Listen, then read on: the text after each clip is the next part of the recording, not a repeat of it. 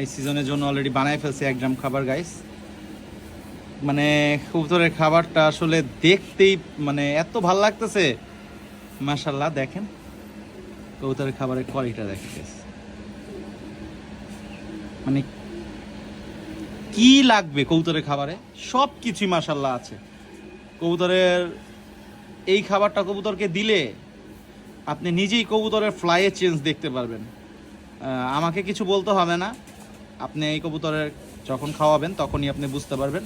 আমি প্রতিবার টুর্নামেন্টের আগে সিজনে এই মিক্সটা দিই, এবং আপনারা অবশ্যই কবুতরের এই মিক্সটা দিয়ে ট্রাই করে দেখতে পারেন।